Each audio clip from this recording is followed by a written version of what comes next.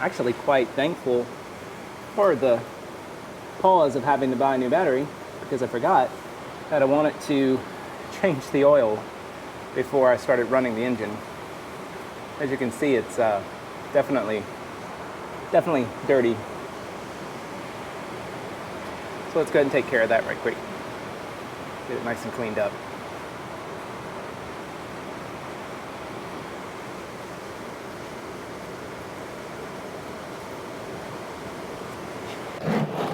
Situate this. I have no idea where this oil is going to want to go.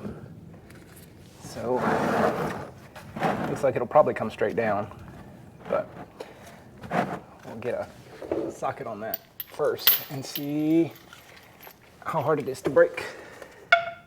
So you may be wondering, why do I want to, dang, it's even,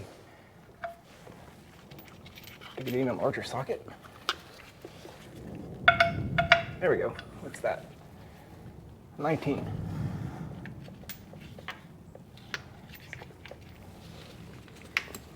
Let's see if we can break it with just a regular 3/8 driver.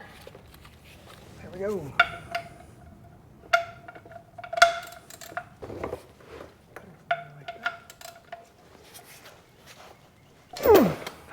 There we go. Finger tight. So my plan is to just take a sample of this oil to look at. I'm not looking to send this off to a lab yet because this tractor's been sitting for years. And I think that any analysis could be false because of water that might have just leaked into it. So really not trying to do that. And there we go. Oh, that was a relatively small mess compared to what I'm used to. And we even saved the washer. All right, I'm gonna open the dipstick. There we go. Oh, I get my little jar to take a sample. And there we go. Now we'll just let that set for a couple days, see if anything settles out of it. Should only be about a gallon of oil in there. All right, that ought to be enough for now. I do plan to change this oil after operating for about 20 hours because I'd like to get some clean stuff in there, then run a check on that to see if there's any wear or anything coming. Run a check, I mean, if I send it to a lab, see if there's anything going on with it. Oh, sorry, didn't mean to bump you. Going on with it inside the engine that might be revealed through an oil analysis. Nope, lost my napkin. Oh, a convenient rag. Go. That is a copper washer.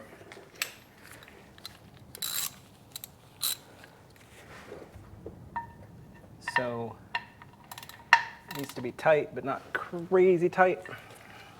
Switch this around so I can push because I'm gonna have leverage against the frame here. There we go. That ought to do it. Beautiful. Give it another wipe down. Then we'll clean the dipstick and take that old oil filter out of there too. Because luckily the previous owner left me with oil filters. I thought they were fuel filters, but they're oil filters. So we can change that. So this is the first time, like everything else on this tractor, I've taken this filter off and I'm not sure how much it's going to leak. So got my oil pan underneath there to catch anything. And I also have a puppy pad that I'm going to put under here, try to catch as much of this as I can if it does decide to start leaking all over the place. And I also have some towels ready. Okay, instructions say hand tight. Based on everything else I've discovered thus far, I doubt this is on there hand tight, and it's not. All right, got the trusty, I don't know what you call this. Band wrench? I have no idea. I don't know what it's called. Let me know in the comments. Ooh, let me put this back in before I go and get trash in there. All right. Ooh. All right, we're spinning off slowly. Very nice.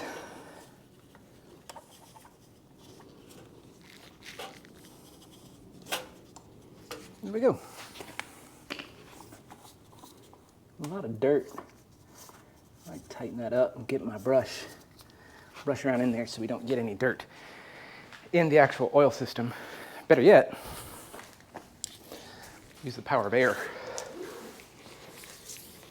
Pass that around. All right. Let's try to get this cleaned up.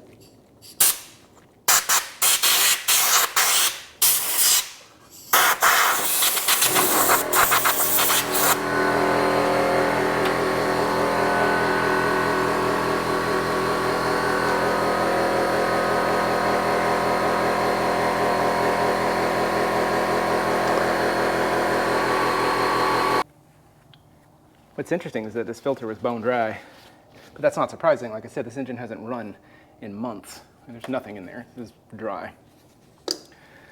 Which again, makes me glad that I went ahead and changed it. And I'm going to change it again because I don't want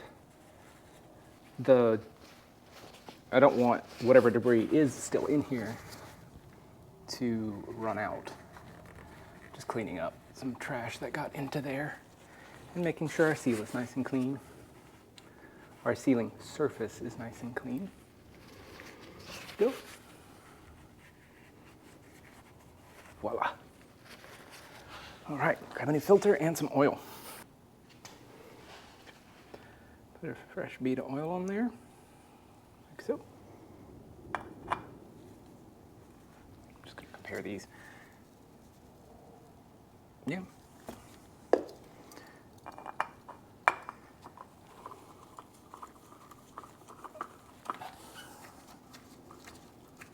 Perfect. Oh, that's seated well, and it's threading on very easily. Happy to feel that.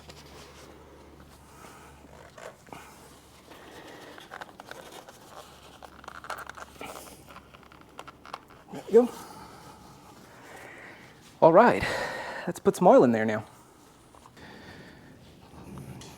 I thought I was gonna have to fill through the dipstick, but thanks to checking the instruction manual, there is an engine fill on this side. And I know I have the right one because it says oil on it. Set this down somewhere where it won't fall, and did some research online and in the manual, and it's recommended for the Shell brand T4 15W40. This is for diesel engines, and this is a gallon, but I'm going to put a smidge less just to make sure I don't overfill it.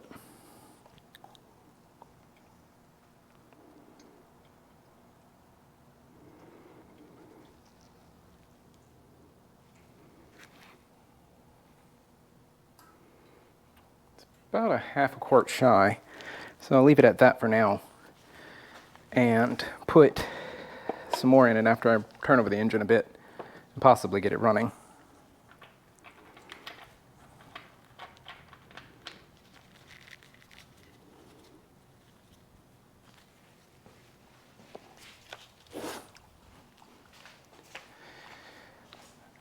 I have disconnected the jump box, but I haven't saved it because I might need it to help boost this battery. But this is a brand new battery. It's almost identical to the one that we took out, manufactured April of 14. So we'll get this one installed, see if we have any power going to anything. Oh my, looks like I put it in backwards. Sure did. My. Yep, I did. I have my conductors backwards. Flip that around.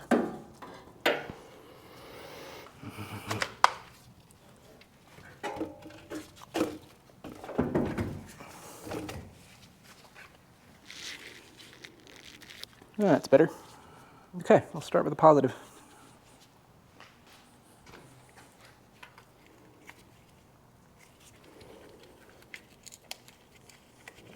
Flip that around. Sheesh. Let me grab a Let me grab a steel brush and try to hit the inside of that for better contact. Nope. Don't have anything that'll fit in there. There's lots of corrosion down here on the outside, but the inside it seems to be okay. We'll have to get there's a brush you can get that's meant for cleaning that. But for now, let's put it on there, like so.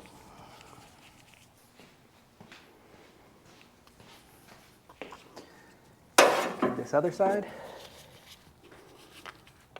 like so. Didn't see any sparks. It tells me there's no continuity, which is good, although I'm going to leave these loose so I can disconnect this while I'm working on the tractor until I can confirm there's no current flow. So the last thing I want to do is drain a brand new battery. Okay, let's see if we have power to anything.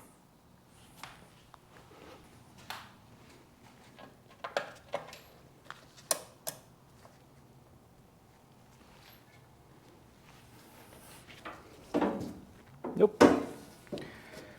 So no headlights, no horn, no signal.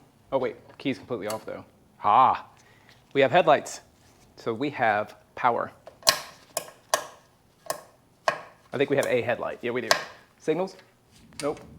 Nope. What about a horn? Nope. Okay. But we have power because we are getting at least a light. So now we're neutral there. Let's see if we get the starter to turn over. Oh, ignition. It's clicking. So it clicks and engages, but it's not spinning the engine. Let's see if the engine will spin freely by the fan. Doesn't exactly, oh wait, no, silly me. The clutch is not engaged.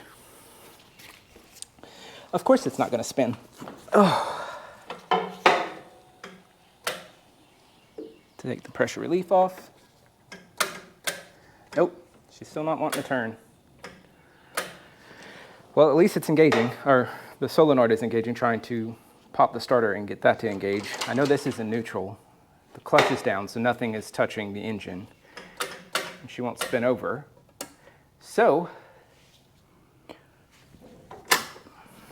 let's try turning it by hand.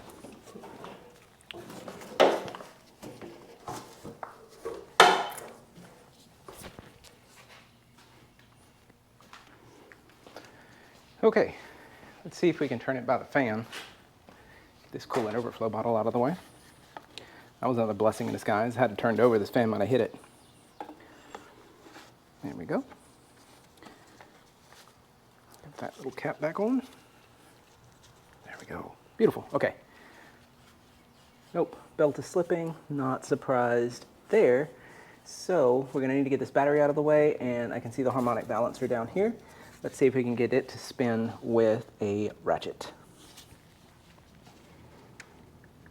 Makes me very glad that I did not tighten this down.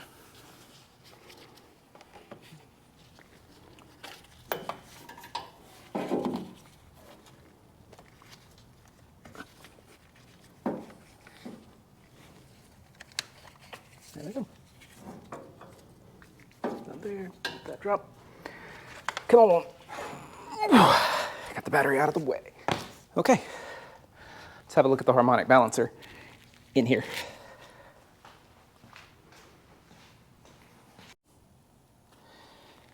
So here's the radiator. There's the harmonic balancer. But as you can see, I thought this was going to be some kind of hex or some kind of nut that I could actually get something onto to turn. But it doesn't look like I'll be able to, because I have nothing that's quite so large. Okay, this should give you a pretty clear view of what's going on. So there's a huge nut right here that I don't have anything that would drive that, or I would be able to ratchet on that. If I could use those notches in any way to try to get the engine to turn.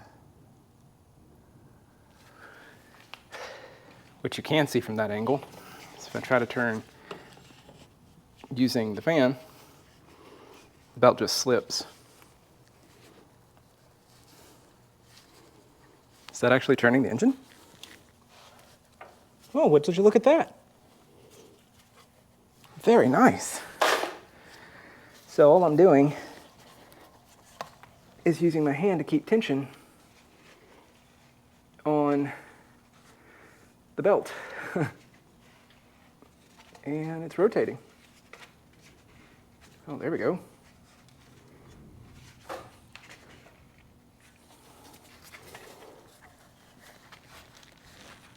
Oh, whoop.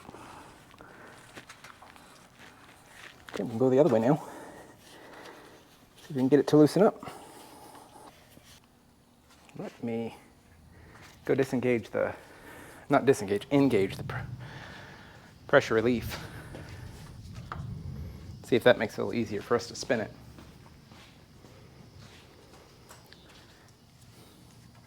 Nope. It's definitely loosening up as I spin it.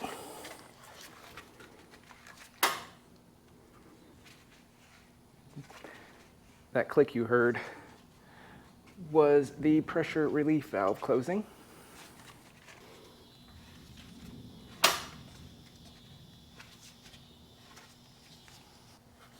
Oh yeah. I think we might have freed it up enough to get it started now. Because now I'm no longer having to keep pressure on the belt. All right, we've reconnected the battery. Oh, aux mode. We have power. Still won't spin her.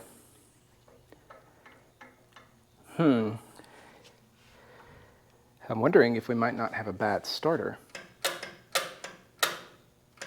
Because I'm not seeing any kind of movement on the belt or anything. Like it's not even trying to turn it. Let's see. Oh, I'm not used to the engines with pressure relief.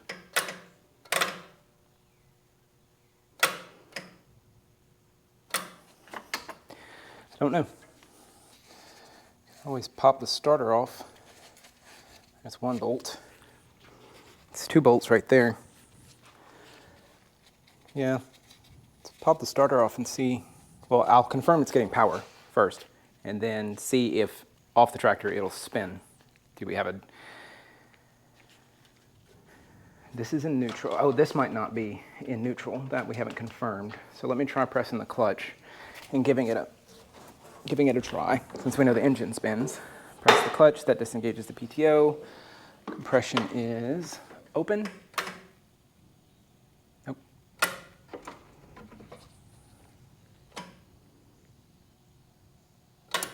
Okay. Should know more about this guy. How to get it to go into or out of gear, because then that would help me feel better knowing whether or not the PTO is engaged.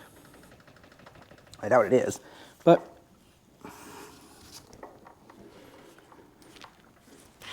that's much better. All right, I've got my handy tester here. I'm gonna check, make sure that we're getting power.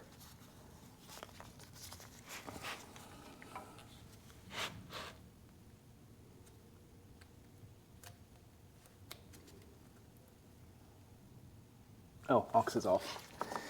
I don't think that matters, but let's check it, make sure. Oh, I'm wrong, aux is actually on. If I understand this correctly,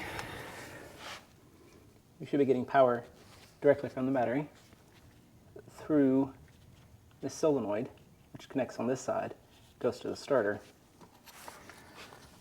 So I'm not seeing any DC power here. I'm also not touching bare frame anywhere. There we go. All right.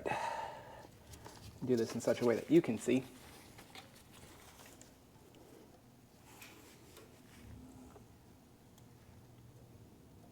There we go, 12.6 volts.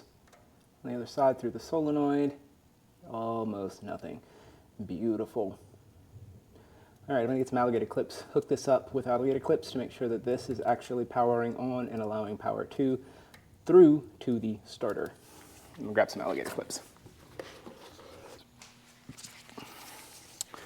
All right, there you go. Put this up here.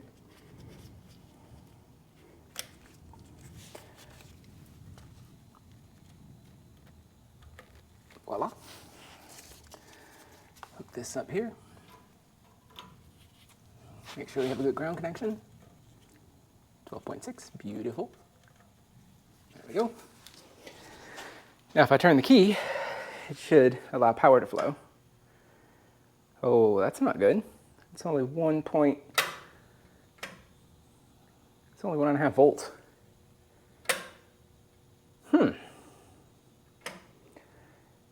Yeah, that's not good. That solenoid should be allowing it to open up that starter completely. I do not want to jump that starter just yet. Let me see what the voltage does on the battery itself. So disconnect that from here. Okay. That's directly on the battery. Yeah, so we see a voltage drop, but not much of a drop. Okay, so we might have a bad solenoid, not a bad starter. So we need to try to jump these two contacts right there and see if it will start. But before I do that, I'm going to get a non-conductive glove. All right, I put on a shield and I put on a non-conductive glove on top of a non-conductive glove, just to make sure. So now if we do that to that, okay, there's our starter. And I didn't watch the voltage. Let me try that again. Yep. So the voltage across the solenoid is bad, and the starter's also not engaging, so it's not popping out. I'm going to keep jumping it and give it a couple more chances to try and catch, because it probably just needs to spin up and engage with the flywheel of the transmission.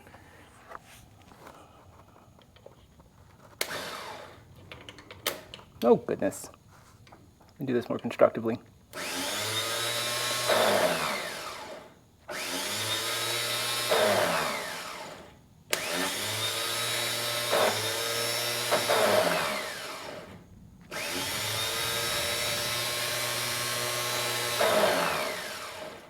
Might have to get a new starter.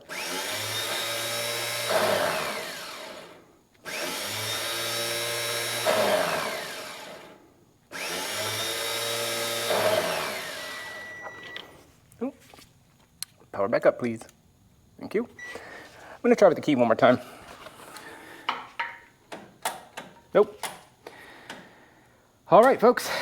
We have our next problem to solve. Wow. That was way more work than I was expecting.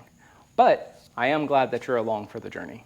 I'm going to call this video here, get that part ordered, and see you guys in the next one where we continue to try to get this tractor running. Thanks for watching, and remember to stay grumpy, my friends.